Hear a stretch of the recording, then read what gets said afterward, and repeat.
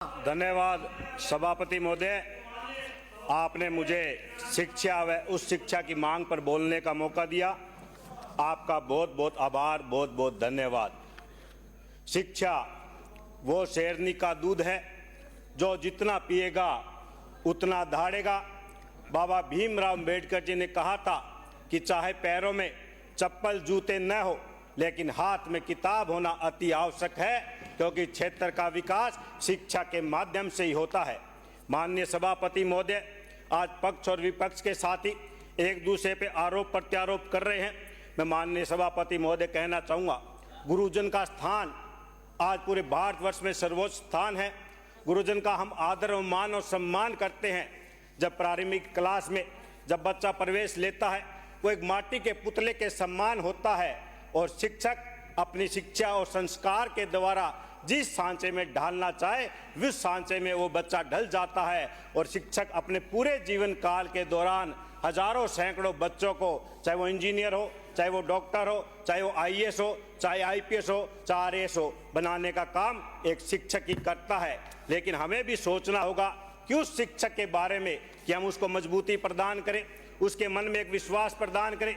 जो शिक्षक अपने स्कूल के प्रति समर्पित रहो, अपने बच्चों के प्रति समर्पित रहो और एक दृढ़ इच्छा के साथ उस स्कूल के परिणाम को आगे बढ़ाने का काम करता है, तो हमें भी उन्हें संबल देने का काम करना चाहिए। आज हम देखते हैं इस दौर में विद्यालयों में शिक्षा के साथ साथ गैर शैक्षणिक कार्य इतने अधिक हो रहे हैं कि वो शिक्षक अपने बच्चों को पढ़ाने के बजाय सरकार के अन्य कार्यक्रमों में बिजी रहता है। ये भी हमें सोचने की बात है कि उस शिक्षक को हमें एक इसके साथ साथ आज शिक्षक कोई ना कोई विचारधारा के साथ जुड़ा हुआ होता है, राजनीतिक पार्टियों से भी जुड़ा होता है, लेकिन जिसकी भी सरकार आती है उसको प्रताड़ित करने के लिए दूर दराज उसका ट्रांसफर किया जाता है, जबकि ये नहीं होना चाहिए। क्योंकि शिक्षक तो उस बच्चे का भविष्य बनाने का काम करता है। अगर कोई शिक्षक गलती करता है, अगर उसका व्यवहार सही नहीं है, तो उसका ट्रांसफर भी होना चाहिए, एपीओ भी होना चाहिए।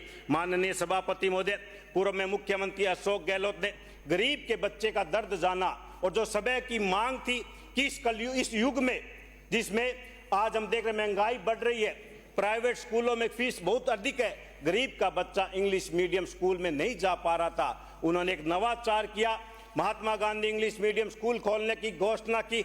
आज जो साथी उसका विरोध कर रहे हैं, जो विपक्ष में ये साथी बैठे थे, किसी भी साथी ने इसका विरोध नहीं किया।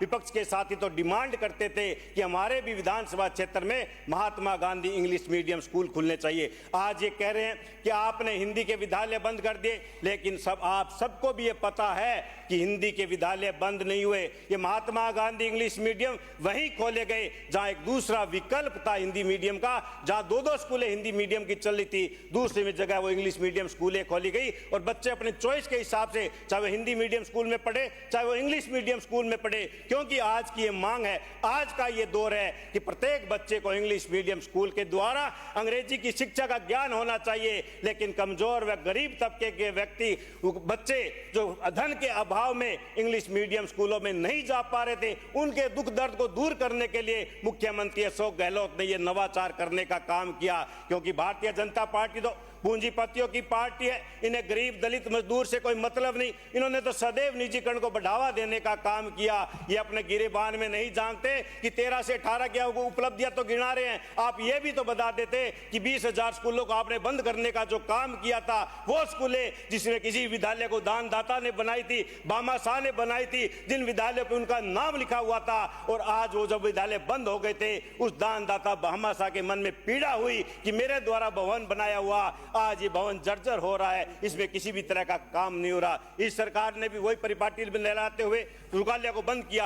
आप कहते हो नामांकन कम है, आपके एक स्कूल बंद करने से अगर एक भी बच्चा आउट होता है तो ये सरकार की नाकामी है। हमें सरकार को, हमें उन बच्चों का जो हमारे उज्जवल भविष्य है, जो हमारे परिवार समाज के उज्जवल भविष्य है, जो आगे बढ़कर हमारे परिवार व समाज का नाम रोशन करता है, आज हमें सामूहिक रूप से यह प्रयास करना चाहिए कि उसमें मूलभूत सुविधाएं पूरी कैसे हो, उन विद्यार्थियों को पढ़ने के लिए, हम आगे बढ़ाने के लिए हम क्या कर सकते हैं, ये हमें सामूहिक प्रयास करना होगा। माननीय सभापति महोदय, आज मेरे भी नौर में महात्मा गांधी मीडियम स्कूल खुले। आज उस विद्यालय में लॉटरी के द्वारा एडमिशन किया जाता है। इतनी संख्या में आवेदन कर रखे हैं। माननीय सभापति महोदय, माननीय अध्यक्ष महोदय, उच्च शिक्षा की हम बात करें, बार बार आप कह रहे हैं कि पूर्ववर्ती सरकार ने तो मात्र कॉलेज खोल दिए, उन्होंने कोई भी व्यवस्था नहीं की। मैं आपसे पूछना चाहता हूं, आपने जब कॉलेजों की घोषणा की तो क्या आपने भवन बनाने के बाद घोषणा की थी कि आपके कॉलेज नए भवनों में चल रहे हैं? पहले घोषणा होने के बाद वो सामूहिक प्रयास होता है कि सदस्यों का भी प्रयास होता है कि वो किसी दानदाता भामाशाहों को तैयार करे और जिससे कि वो जल्दी भवन बन सके। मेरे 70 साल के इतिहास में एकमात्र राजकीय महाविद्यालय था, वो भी 40 वर्ष पूर्व बिहाणी परिवार के स्वयं के प्रयासों से खोला गया था।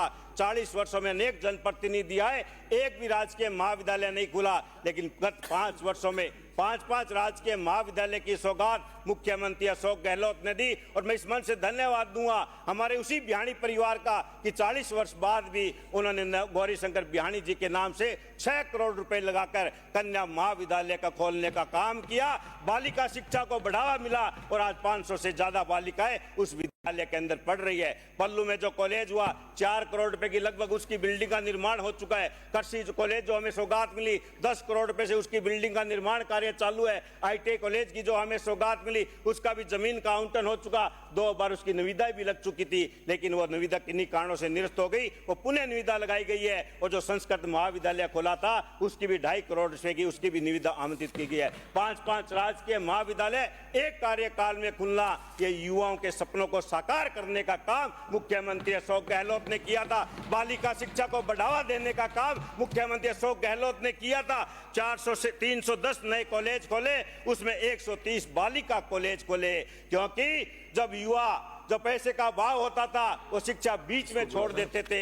उनके घर के समीप जब शिक्षा नहीं मिलती थी वो बालिकाएं शिक्षा छोड़ देती थी कि उनके घर के समीप कोई भी बालिका महाविद्यालय नहीं है। यह काम मुख्यमंत्री अशोक गहलोत ने किया। चाहे आप आलोचना कितनी भी कर ले, लेकिन धरातल पर जाकर देखिए, आज पूरे राजस्थान के अंदर कहीं भी महात्मा गांधी इंग्लिश मीडियम स्कूलों का विरोध नहीं हो रहा है, कोई भी गांव में विरोध नहीं हो रहा है, कोई भी जनप्रतिनिधि विरोध नहीं कर रहा है। फिर आपके पेट में दर्द क्यों हो रहा है? ये हमें समझ से बाहर है। शायद ये महात्मा गांधी जी का नाम जुड़ा हुआ है, इसलिए आप ये नहीं चाहते कि ये काम हो। माननीय सभापति महोदय, मैं माननीय मंत्री महोदय से ये भी निवेदन करूंगा कि मेरे क्षेत्र में कल्लासर, स्वरूपदेसर, नहराना, ढाणी, रायका और बिंजासर जो उच्च प्राथमिक विद्यालय उसको उच्च माध्यमिक विद्यालय किए जाए, और जो वंचित विद्यालय उनमें हमें खेल मैदानों का निर्माण कार्य करवाया जाए। जो हमारे रिक्त पद है, आपने घोषणा पत्र में कहा था सरकार बनने के बाद तमाम रिक्त पदों को भरा जाएगा, स्थानांतरण नीति बनाई जाएगी, लेकिन ना तो आपने वो पदों को भरने का काम किया, ना ही आज आपने स्थानांतरण नीति बनाने का काम किया। माननीय उप मुख्यमंत्री जी भी यहाँ विराजमान है।